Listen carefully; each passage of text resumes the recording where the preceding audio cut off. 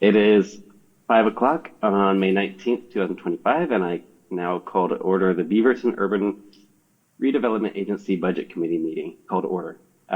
Recorder, would you please call the roll? Yes, Chair. Um, Committee Member Mandeep Bawa.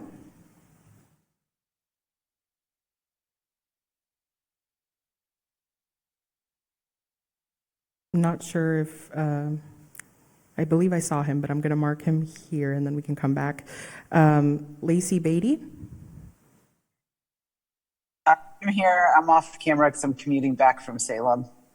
Okay, thank you. Oswaldo Bernal. Here. Dylan Ballard.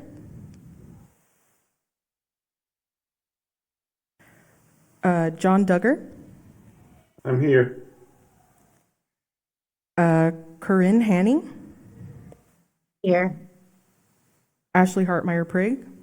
Here. Nadia Hassan. Here. Michael Hughes. Here.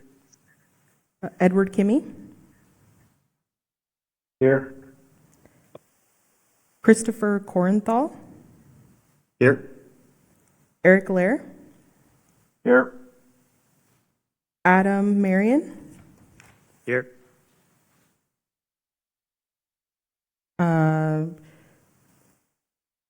Donaciano Mejia Hernandez. Jennifer Nye.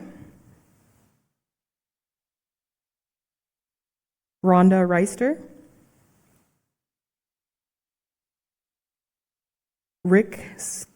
I apologize if I'm saying this incorrectly, Rick Skyhan. Here. Kia Sundberg, and I apologize if I said that incorrectly. Here, and you were very close. You did great. Thank you. Kevin Teeter. I'm here. Allison Tivnon. Here. Sarah Walton. Here. And Amy Webb. Here. Thank you. And Recorder, I think we had a couple of extra people join. I think Jennifer and I might have joined. Thank you. I'll make a note of that. Thank you. Thank you. Okay. Thank you, everybody. The next order of business is described in Agenda Bill 01-2025, which is to elect a Budget Committee Chair. In the interest of time, and given that this is the only Bureau Budget Committee meeting this year, I propose that we do not elect a Vice Chair for a single meeting. But if anybody objects, you can please indicate by raising your hand right now, or put your name in the chat so that I can call on you. And if nobody objects, we'll just go ahead to a committee chair. So I'll pause for just a moment. If anybody wants to elect a vice chair, you can put your hand up or type your name in the chat and I'll get to you. Okay, we'll move forward then. In a moment, I will open the floor for any budget committee member to nominate themselves or another committee member to be budget committee chair. The nominee may be any member of the budget committee, and there's not a need to second a nomination, but the person nominated may decline the nomination. So you can nominate yourself, and if nominated, you can also vote for yourself. Nominations stay open until no one else makes any further nominations.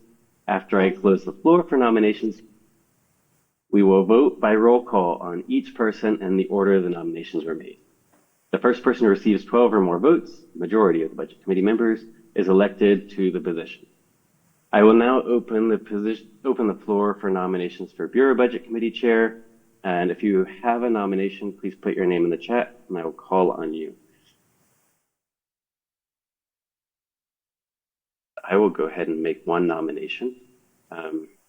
Board Member Lair, I would nominate you to be Budget Committee Chair if you are open to it. Okay, I see a head nod and thumbs up. Are there other nominations anybody would like?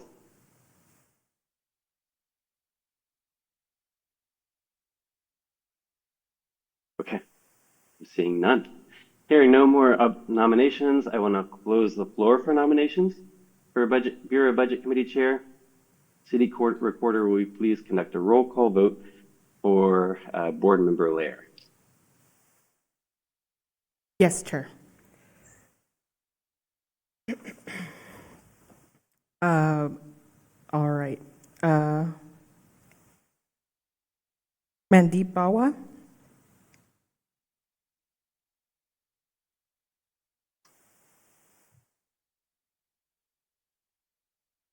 Beatty, Yeah, approve. Yes. Bernal, Yes. Ballard, Duggar, Yes. Hanning, Yes. Hartmeyer Prague, Yes.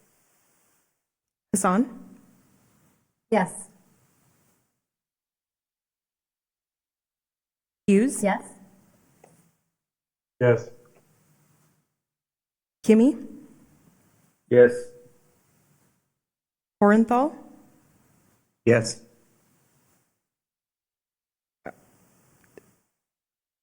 Lair. I'm not sure if he can vote for himself. I apologize. If he can. Yes, he can vote. Okay, thank you. Marion, Yes. Mejia Hernandez.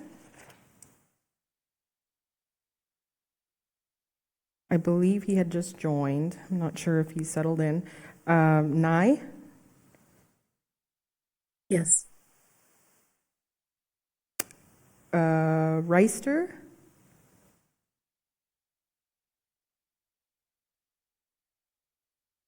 Skyhan, Here, yes. Sundberg, Yes. Teeter, Yes. Tivnon, Yes. Walton, Yes. Webb. Yes. Thank you. Motion passes. Thank you. And just for the record, Board Member Lair, you did vote yes? Okay, great. Thanks. Okay, well, we made it through the first part of the agenda, and I will now turn it over to your Budget Committee Chair, Eric Lair. Great. Thank you, Chair Teeter. First order of business. Is there a motion to approve the May 13th, 2024 Bureau Budget Committee minutes? Yep, Counselor Hudson here. I'll make the motion. Hartmeyer Prague, I second. All right, so motion made by Councilor Hassan, seconded by Councilor Hartmeyer Prigg. Any discussion?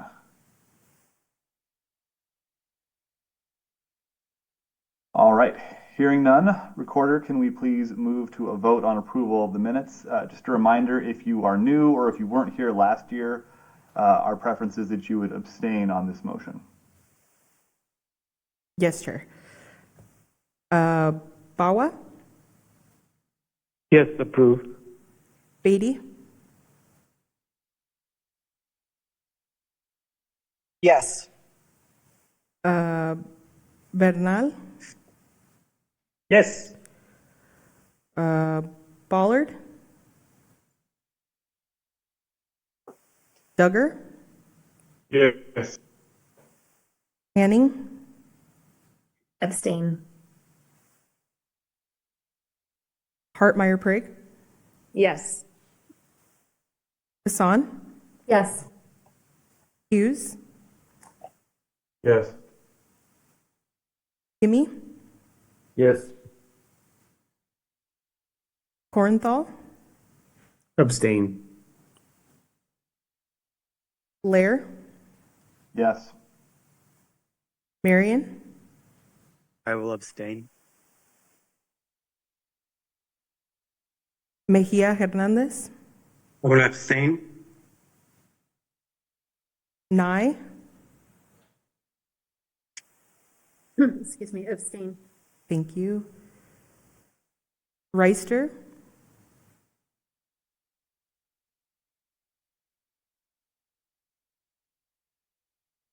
Skyhan, Yes.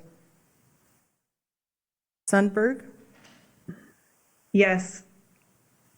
Teeter, Yes. Tivnon, Yes. Walton, Yes. and Webb. Yes. Thank you. Great. Thank you, Recorder. The next item on the agenda is described in Agenda Bill 02-2025 regarding the consideration of the proposed Bureau budget for fiscal year 2025 through 26. We will start with the Bureau budget message brought to you by the Bureau Executive Director, Andy Varner, and the Bureau Treasurer, Debbie Lochner. Mr. Varner and Ms. Lochner, the floor is yours. Okay, thank you, Chair. I believe we'll have a slideshow up momentarily to go over the budget message.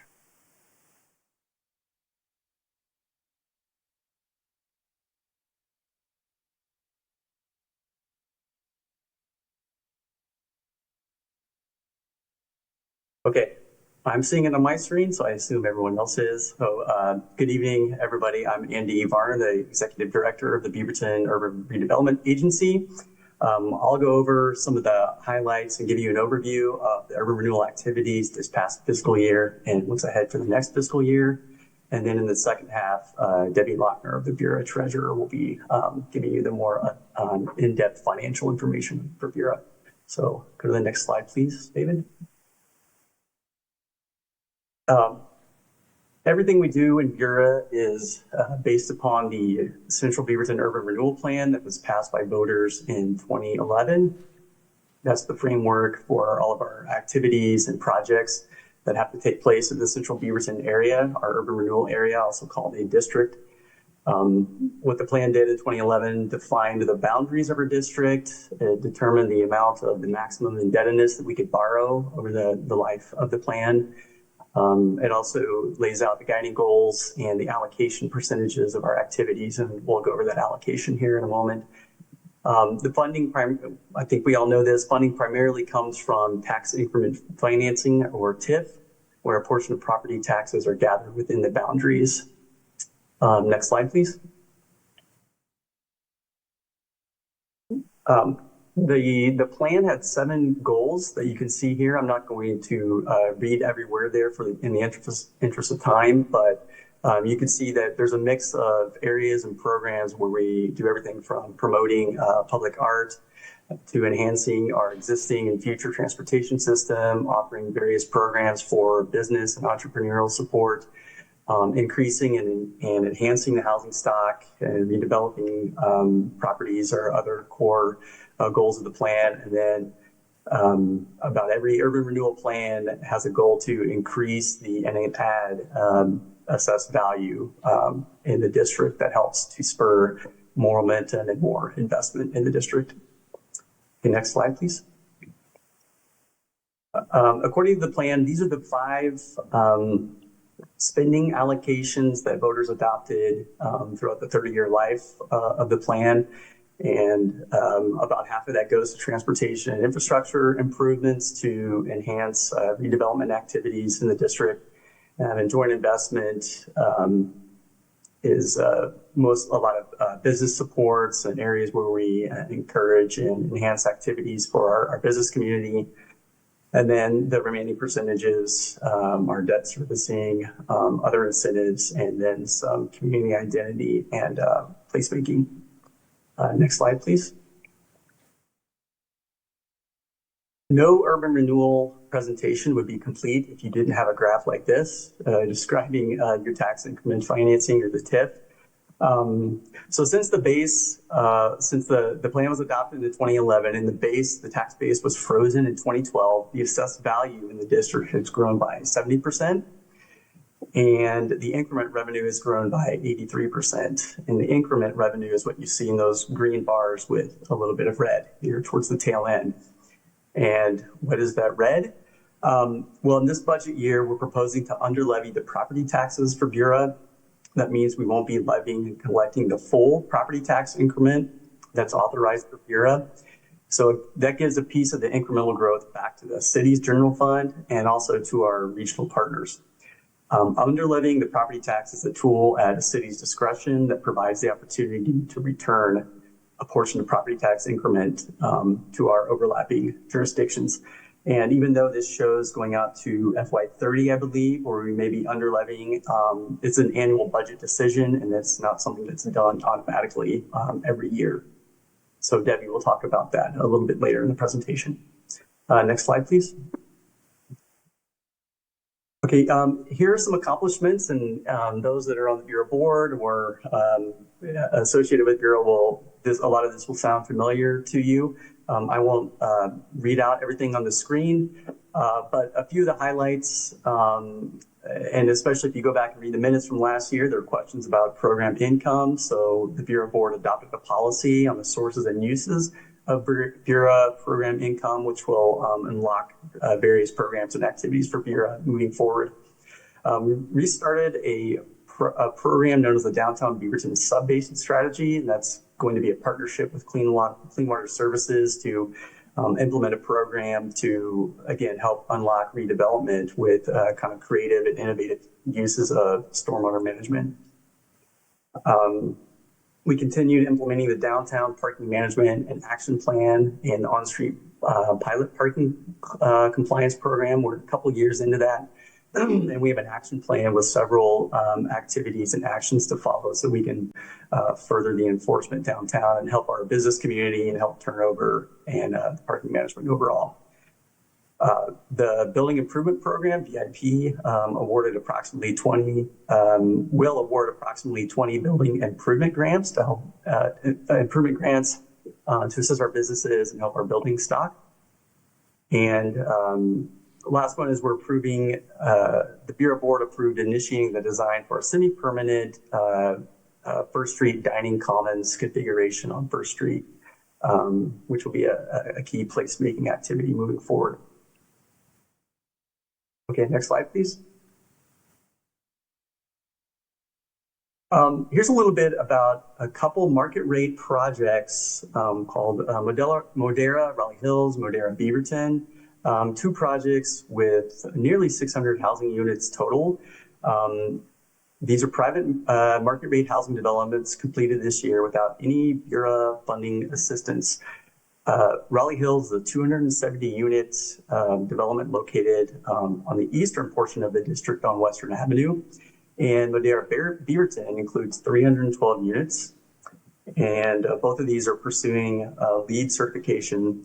Modera Beaverton is located on Broadway Street, close to the transit center, and includes a range of studios to 3-bedroom units, 4,000 square feet of ground floor retail, and structured parking. And that photo there is a tour that our Urban Renewal Advisory Committee and a few Bureau board members took at the Modera Beaverton project a couple months ago. Next slide, please. Bureau adopted a portfolio redevelopment strategy in 2023. So implementing that redevelopment strategy has been a key goal for this fiscal year. And what you're seeing here is the Lombard West site redevelopment opportunity. That's 2 acres located near the Beaverton Transit Center. We were awarded a $500,000 pre-development grant from Metro to undertake some pre-development activities to get that site ready for solicitation. And we'll seek high density mixed income housing, so both affordable and market rate housing with open space, and the Bureau will be participating in that to help with some of the affordable housing unit configurations. As an overview, we released the developer solicitation earlier this year in January. We had 6 responses, went through the scoring and the interviews, and we expect Bureau to entertain a selection at their meeting in June. So that's an exciting project. Next slide, please. Not too far from the Lombard West site is the Hall and Center site redevelopment. You can see that there in the image. That's where the old Buffet Palace is located. That's about 1.5 acres. And again, we're seeking mid to high density mixed use housing with ground floor active use. We are currently in the midst of a developer solicitation that was released last month in April. And we have developer responses due June 19th.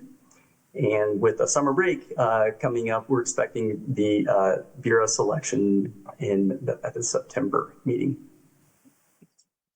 Next slide, please.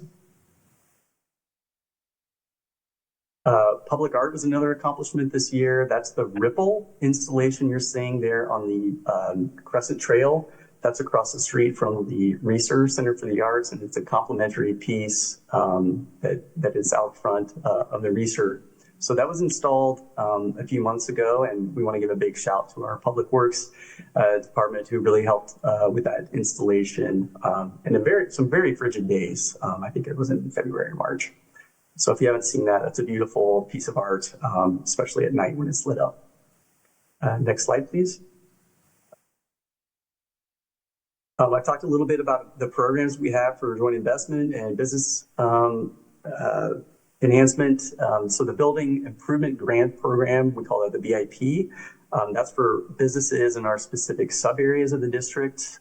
We've awarded 11 building improvement grants to date this fiscal year, and we have a few more rolling in before the end of the fiscal year. That's the Dos Hermanos Bakery, TI, tenant improvement in progress there on the left. That's a business located on Broadway. And the Critical Home Repair Program is really about repairing and keeping our housing stock in good shape within the district, especially for improvements for low-income residents and preserving our affordable housing. And you can see the range of repairs that this program supports. Next slide, please. If you remember, 48% of our allocation is for transportation and infrastructure. So here are a few of the projects that Bureau activities supported this year. The Loop in Western Avenue were our big funding allocations for Bureau, and Canyon Road pedestrian enhancements will provide a match to. Milliken Way improvement, we're expecting that full design to be adopted in the next fiscal year. And of course, the shelter is in Bureau. It's not a Bureau funded project, but a very important one nonetheless for the community within the district. Okay, next slide, please. So I'll briefly go through a few of the budget priorities for this next fiscal year. We're just building off of the Bureau 5-year action plan that was adopted a couple years ago. And I'll go through the three strategic priorities that were adopted in the action plan. Next slide. Capital infrastructure support is a high priority, and you can see the various activities and programs that we'll be focusing on. Several of these I've already spoken about, and since these are multi-year efforts, it's no surprise that they would occur again in the next fiscal year. I guess a big one will be starting design work on the Downtown Loop demonstration project.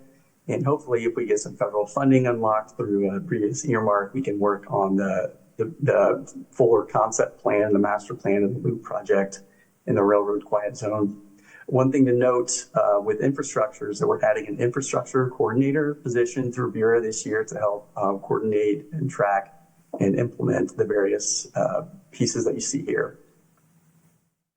In the placemaking and community identity priority, we'll do some district concept planning on arts and innovation. And I think a lot of the First Street Commons activities will play into that priority as well. And then the third budget action plan priority will be a strategic investment. And then you can see the list of activities that we have here, from real estate acquisitions, our site redevelopment, looking at refined incentive programs, and then continuing property management of our Bureau properties. Okay, next slide, please. Okay, that ends my term for the first half, and now Debbie Lochner, the Bureau Treasurer, will present the budget financial information, and we'll take any questions at the end. All right, good evening, folks. So if you go to the next slide, we'll briefly an overview of the budget. So our revenue is about almost $19 million, and our expenditures are a little over $25 million. So that includes, in the revenues, we assume that we are borrowing some money to further the The action plan, that doesn't necessarily mean it's going to happen, but that is assumed in the budget in order to continue furthering the initiatives. We do need to borrow more money. And so this just shows you kind of a breakdown of the overall revenues and expenditures. Our largest expenditure for Bureau is our capital outlay, which is appropriate because we need to build things to build the increment so that we can continue to finance the initiatives that we're working on. So if you go to the next slide, overall, Bureau has 5 different funds. The tax increment fund is where we receive the revenue from property taxes. Tax increment fund can only fund debt service payments. And that's again why we have assumed a bank loan this year. And this budget also is proposing to under levy the amount of property tax increment that we can collect. So overall, the under levying, it is a year by year thing. It's not once you do it doesn't mean you have to do it every year. It's a consideration each year. But so what it means is we're not levying the full amount of taxes that we could levy. And that's because we don't have enough debt to pay for it. So we would end up stranding our increment because we can't use it unless we have debt to pay with it. So for this year, we propose to under levy the tax increment. This is a tool that is at your discretion, and it provides an opportunity to return a portion of that tax increment that we have grown in the area back to our partner agencies. It's an annual budget decision and is not done automatically every year. So overall, we are recommending that we under levy the taxes because we have, if we did not do that, then we would end up with more money in the fund than we could actually spend. If you go to the next slide, our capital projects fund. So you can see that we have got some proceeds from loans here. And that is to accomplish our overall, it includes some property acquisition and includes a loop demonstration projects and some other transportation projects, like Andy said, some design work and inspection. And so overall, we haven't changed what's expected in construction, but you can see our contingency is going down significantly, and that is because we are proposing to begin construction on those projects. If you go to the next slide, fund number 3, the Bureau Program and Activities Fund. This is where the property management expenses are for us to manage Bureau's acquired properties. This also includes the Business Improvement Grant Program and the Downtown Equity Strategy implementation. This budget also supports First Street Dining Commons management. And if you go to the next slide, here's the Debt Service Fund. So the Debt Service Fund is funded with transfers in from the Tax Increment Fund. And this is where we have where we pay for our bonds. So we accept our money into the Debt Service Fund and then it goes out to the capital fund to pay for things. And so the fund balance that we retain in our debt service fund is debt proceeds that we have not spent. So while we intend to spend them every year, things happen, and we currently are projecting to have about $5.4 million of bond funds from a bond we issued in 2020 to be spent in this fiscal year. The plan is to spend these funds on the loop in fiscal year 27. So that's a whole nother year away. So there's still some planning work to be done there. And then we would be using those bond funds. So if you go to the next slide, our Parking and Facilities Fund. So this is also funded with a transfer in, and you can see a small loan from the city in order to make it balance.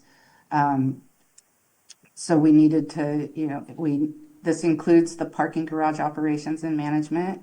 It includes the on-street parking compliance program, and it also includes the garage retail space rentals. So so overall, you can see our parking revenue it's it's expected to go down a little bit, but our garage revenue is going up. So, and overall, our parking fines are going up. We're being a little bit more active out there. If you go to the next slide,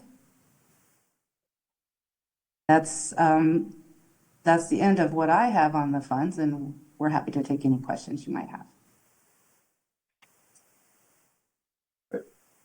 Andy and Debbie, thank you for the presentation. Before we move on to committee deliberations on the budget, we want to allow the public an opportunity to comment on the proposed budget. So I now open the public hearing on the Bureau budget. Tyler, has staff received any written comments on the budget? We have received one letter. You, as a budget committee member, have received that letter from Ms. Dana BG. Otherwise, we've had 0 other public testimony. Thank you, Chair. Okay. City Recorder, do we have anybody wishing to speak at the hearing? For anybody joining the meeting virtually that wishes to speak, please follow the instructions included on tonight's agenda. After each person speaks, council members may ask questions of the speaker. City Recorder, does anybody wish to comment? No, Chair. Okay. There appears to be no member of the public who wishes to comment on the matter. Does anybody on the committee have any questions of staff?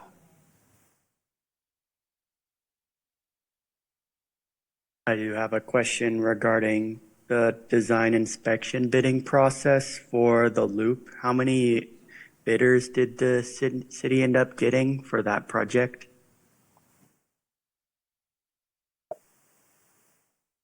Chair, would you like me to take this one? Please. Okay. I believe that was Budget Committee member Marion. Could you elaborate a little bit on what you mean by the design inspection for the project?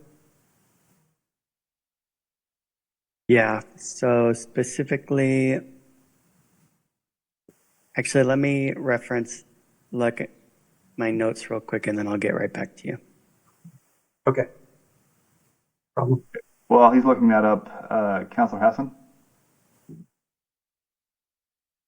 I know Kia had her hand up if you want to go first. Oh, I'm sorry. Kia, please go first.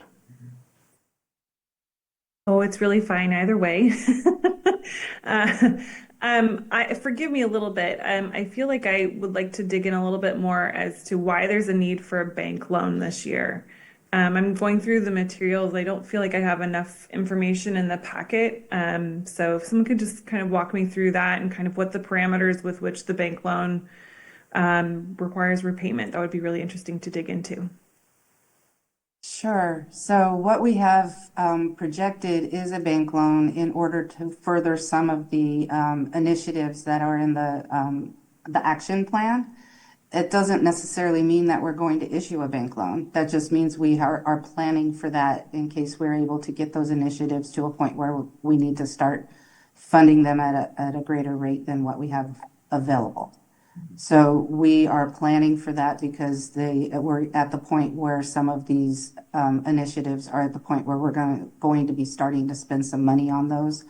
Once you get into past design and into construction, the costs go up significantly. So we're just planning for some of those things that we've been planning on for the last couple of years to actually start moving forward and going into construction. So just because we have it in there doesn't necessarily mean that's going to happen. And at the time, we will do a competitive bid on that bank loan. We'll be working with our financial advisors and our bond counsel to make sure that we do get the best deal for Bureau.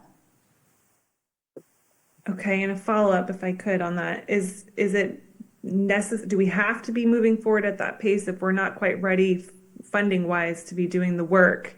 Is there any mechanism with which to slow down so that we can give ourselves time to catch up without taking out a bank loan? Or has it always been planned that you would need a bank loan to kind of bridge the gap during this point in time? So the funding source for Bureau is tax increment, and the only thing you can spend tax increment on is debt payments. So you have to borrow money in order to be able to spend that money. So we have to incur debt in order to spend it. Thank you. So just for consistency's sake, for people who do want to ask the question, please type your name in the chat, and that way I can call on you in the order that you enter your names in. So next we'll go to Councilor Hassan, and then after that, Committee Member Marion. Yeah, thank you. Thanks everyone for this presentation. Two questions, and apologies if you addressed this. Sorry, I just need to pull up the page. I just had it and I think I lost it. Okay, I'll go to my second question.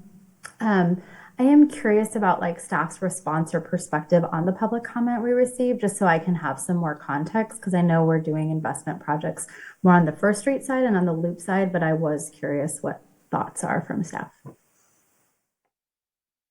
Yeah, committee member Hassan, thank you for the question. I assume you mean the correspondence we received through email. Yeah, Tyler and I met with this property owner recently to kind of hear her out on some of these issues, so we completely understand things like parking on private property, and I think that's something that the city and Bureau and our other partners downtown can continually work on. So we stressed to her that we're committed to doing that. And there are some things that we can't always control, but if there's city employees or other activities here, we certainly can do that to be a good partner downtown. And then one of her other issues I know was related to a capital improvement project. The city acquired some right-of-way, and it wasn't Bureau, it was the city that acquired some right-of-way of her property a few years ago to move forward with the capital improvement project. I don't know the full history, but that project stalled out for a while. But from what I understand, it's part of the capital improvement fund to move forward as a funded project this next fiscal year as proposed. And so we'll continue to work with her and make sure that she's aware of those activities and you know, be a good neighbor within the district. Okay, thanks. And then I know the First Street Dining Commons is an approved like program. Where would I find that in the budget, or is that just kind of within the things, or what's like the estimated cost of that per year?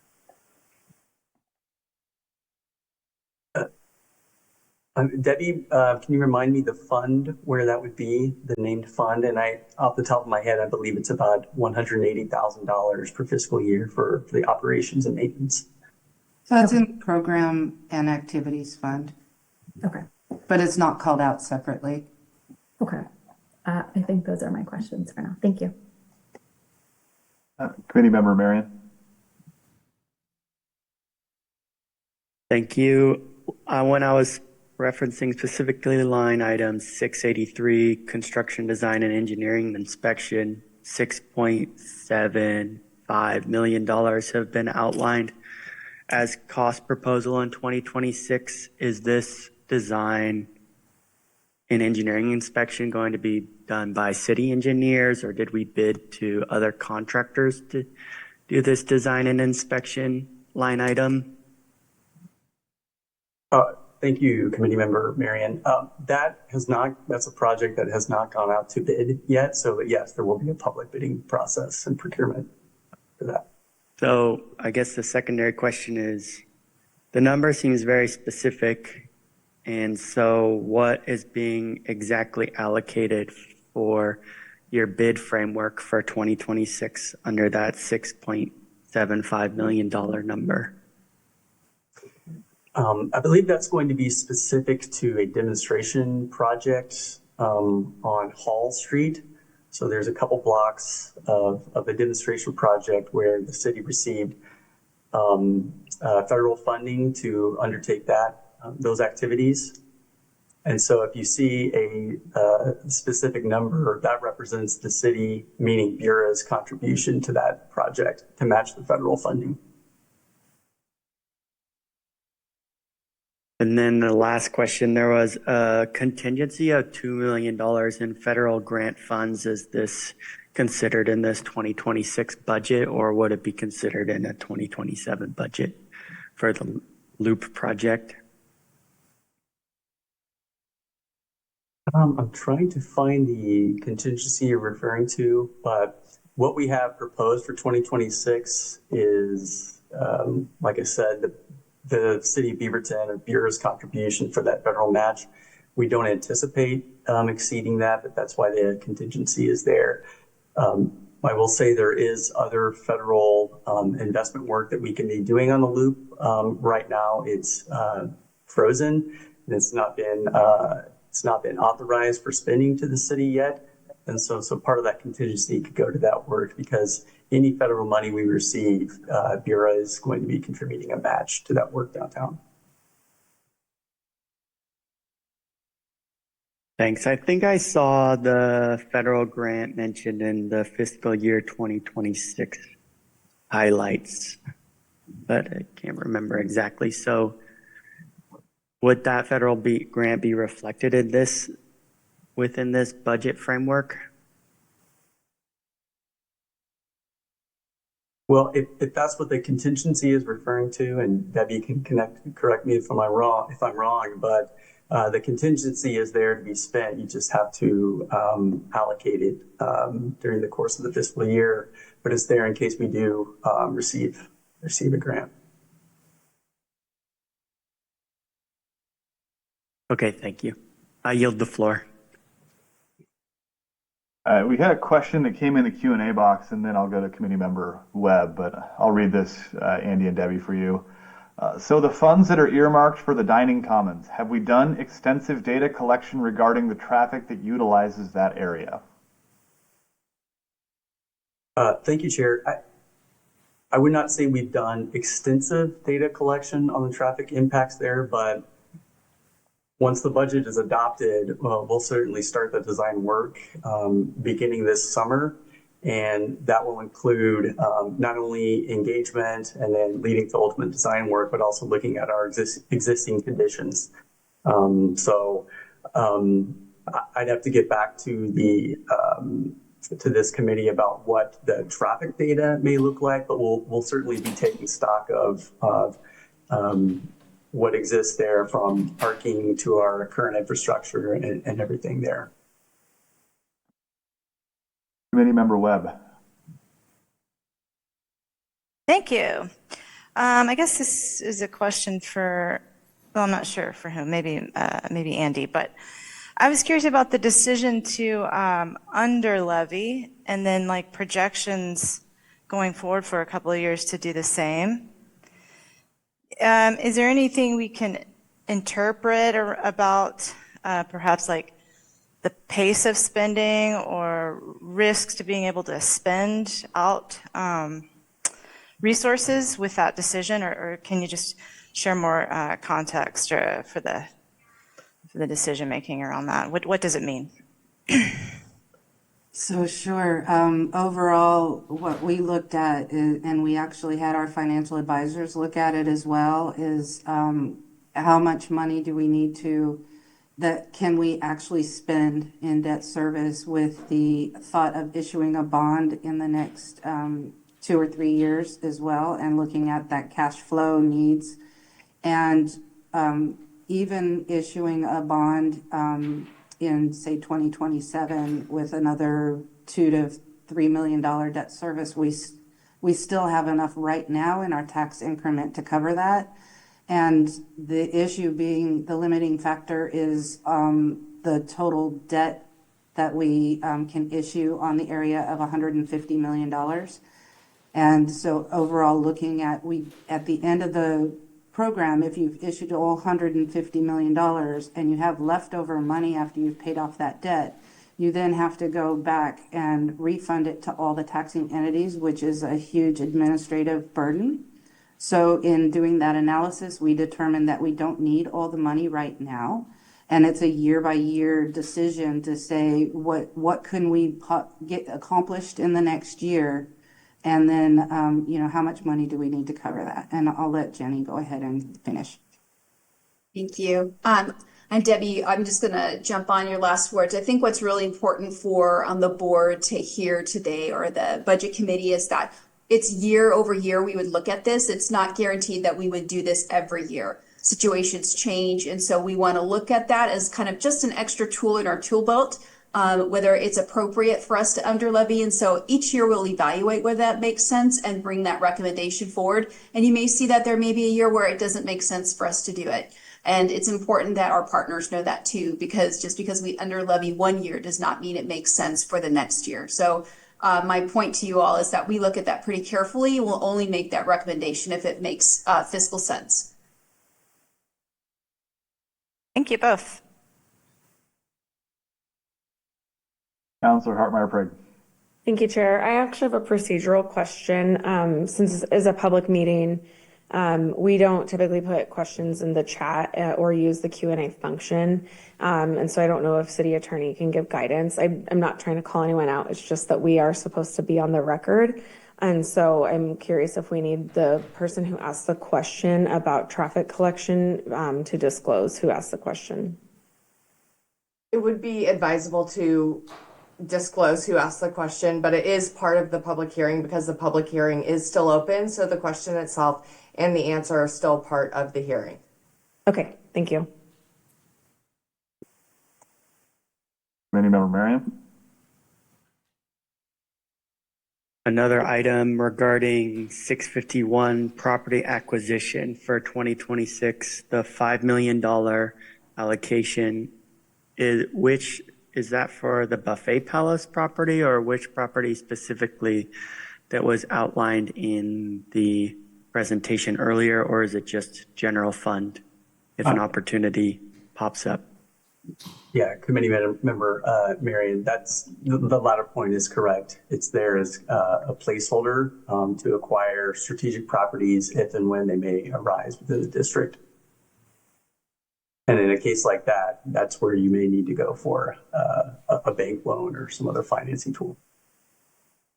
And so is that the general anticipation of using bank loan as if we have a property acquisition opportunity? Because that's the second biggest line item I see in this budget proposal.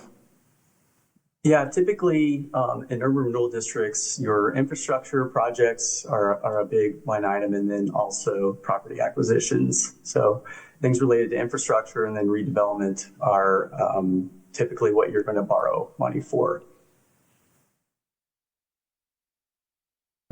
Final question in regards, is there a way to split out what would be already planned projects versus what would be an opportunity cost if we didn't allocate in the budget? Because the proposal's $5 million and then the construction and design, but we have no idea exactly what that might be earmarked or how it could be approved for purchase when a property decision does come up.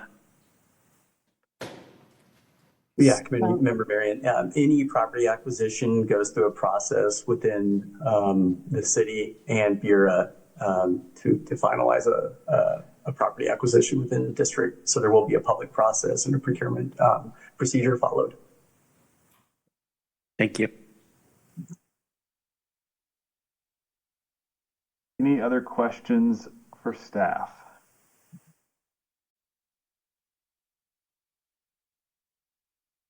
Okay. Hearing none, I'm going to close the public hearing. Okay, before we begin deliberations on the proposed budget, we need a motion to approve the fiscal year 2025 through 26 budget as submitted. Is there such a motion? Yes, Chair, I move that we approve the 2025-2026 Bureau budget as submitted. Do we have a second?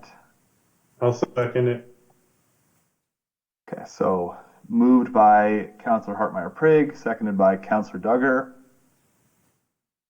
Is there any discussion on the motion? If you desire to make an amendment to the proposed budget, staff is here to help us through the project or the process. If you have any questions, please use the type your name in the chat. Sorry, I didn't type my name, Eric. This is Sarah. I just have a quick question around, was there any consideration on the tariff? I know it's kind of up and down and a little all over the place, but just in the budget, again, I'm fine with the motion. I was just kind of curious what the process is going to be if all of a sudden some of the capital projects are up by a lot because of steel and, China imports. So I was just kind of curious what the process is planned for the city staff on that. Thank you. Chair Lair, this is a new question and the public hearing has been closed. So I would recommend that if you're going to take additional questions from the committee, that you reopen the public hearing. Sorry, you can ignore. Sorry. Yeah, I think. Sorry. Board Member Walton's question has been withdrawn. Okay, any deliberation about the motion?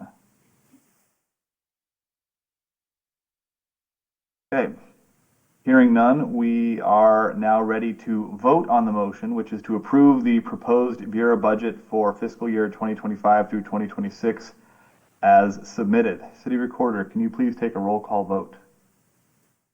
Chair Lair, I do think there was, in the chat box, I saw Councilor Hassan. My apologies, Councilor Hassan. I was going to just go on record to say I'm supportive of this budget. I want to thank the Bureau staff for doing the work. I do think that we want to make sure, because we did have a letter from one of our property owners in the area, that we're trying to always thoughtfully balance what different business owners and perspectives are there. I know staff knows that, but I just wanted to say that for the record. Thank you so much for your support. Chair Lair. Chair, and I'll go ahead and I'll call roll. Committee Member Bawa? Yes. Beatty? Yes. Bernal? Yes. Duggar? Yes. Hanning? Yes. Hartmeyer Prigg? Yes. Hassan? Yes. Hughes?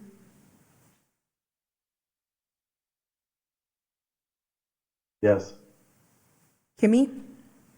Yes. Korenthal? Yes. Lair? Yes. Marion? Yes. Mejia Hernandez? Yes. Nye? Yes. Reister?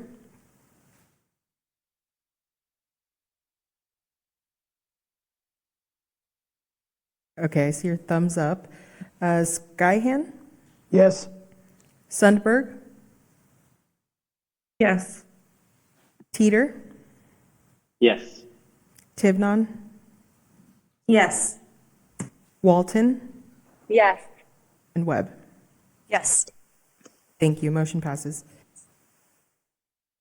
All right, well, with that, the proposed Bureau budget for fiscal year 2025 through 26 was approved by this committee, and it'll be forwarded to the Bureau board for a public hearing on June 3rd, 2025. With that, we've completed tonight's agenda, so we are adjourned. Thanks, everybody. We'll see you all next year.